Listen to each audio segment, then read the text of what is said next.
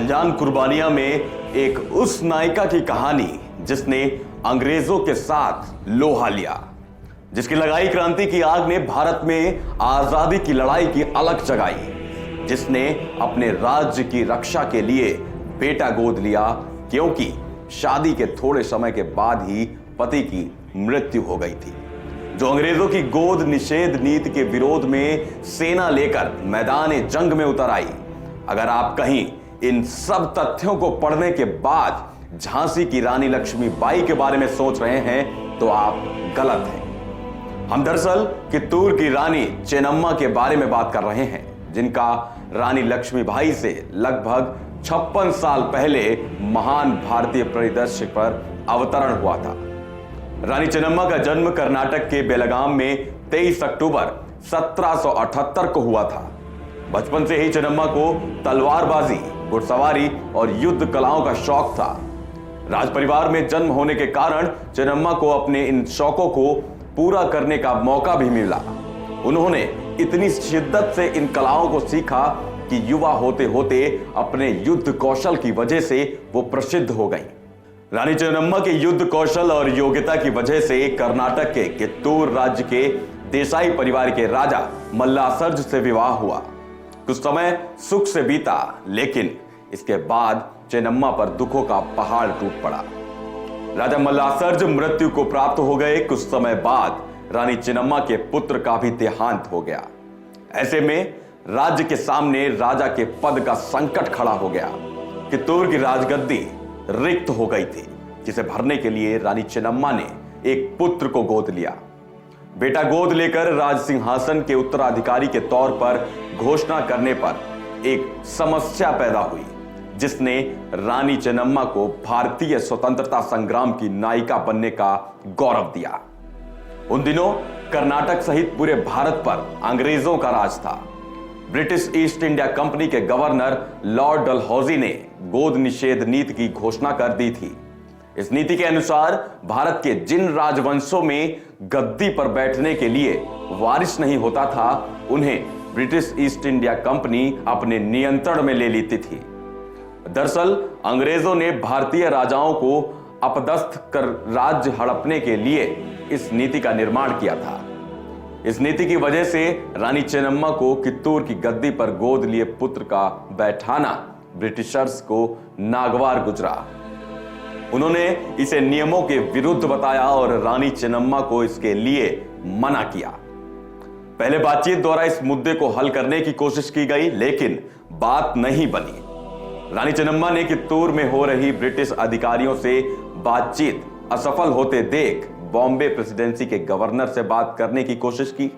इसका कोई परिणाम नहीं निकला, क्योंकि अंग्रेज कित्तूर पर किसी भी तरह कब्जा जमाना चाहते थे। ब्रिटिश राज कित्तूर के बहुमूल्य खजाने को लूटने का पूरा मन बना चुके थे। कित्तूर के खजाने में बहुमूल्य आभूषणों, जेवरात और सोना था, जिसे अंग्रेज हथियाना चाहते थे। एक अनुमानक के अनुसार उस दौर में कित्तूर के खजाने की कीमत 15 लाख रुपए थी। अंग्रेजों ने गोद लिए बालक को गद्दी का वारिस मानने से साफ इनकार कर दिया। इस इनकार ने कित्तूर और अंग्रेजों के बीच संघर्ष को अवश्यम भावी बना दिया। जब यह तय हो गया कि अंग्रेज नहीं मानने वाले, तो रानी चेन्नम्मा ने संघर्ष करने का फैसला लिया। वे पहली रानी थी जिन्होंने ब्रिटिश ईस्ट इंडिया कंपनी से लड़ने के लिए सेना के गठन की तैयारी शुरू कर दी। अंग्रेजों को इसका पता चला और 1924 में दोनों की सेनाएं आमने सामने आ डटी। एक ऐसा संघर्ष जिसका परिणाम पहले से ही सबको पता था।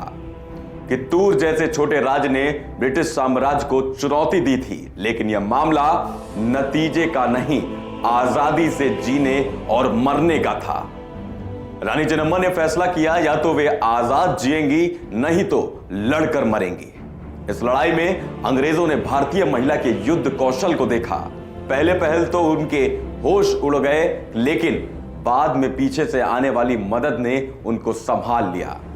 आखिर में यह लड़ाई अंग्रेजों ने अपनी बड़ी सेना और आधुनिक हथियारों से जीत ली। अंग्रेजों ने लड़ाई तो जीत ली, लेकिन रानी चेन्नम्मा ने उनका इतना नुकसान किया, वे लंबे समय तक कित्तूर के युद्ध से उबर नहीं पाए। इस लड़ाई में अंग्रेजों ने 20,000 सिपाहियों और 400 बंदूकों की सेना का सहारा लिया। युद्ध के पहले दौर में ब्रिटिश सेना का भारी नुकसान हुआ और ब्रिटिश एजेंट और उस खीते के कलेक्टर जॉन थावकेराय को मौत के घाट उतार दिया गया।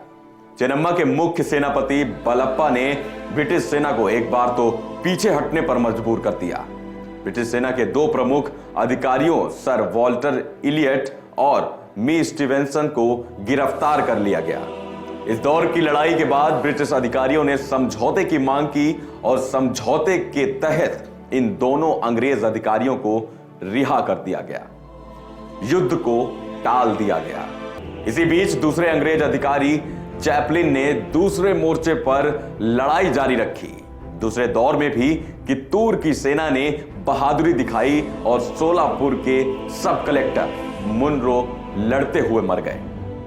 लड़ाई लंबी खिंच जाने की वजह से और सीमित संसाधनों के धीरे धीरे खत्म हो जाने की वजह से आखिर में रानी चेन्नम्मा को हार का मुंह देखना पड़ा और अंग्रेजों ने उन्हें गिरफ्तार करके बिलहोंगल के किले में कैद कर दिया, जहां 21 फरवरी 1829 में उन्होंने आखिरी सांस ली। इस महान युद्ध में रानी चेन्नम्मा को स्थानीय सहायता भरपूर मिली।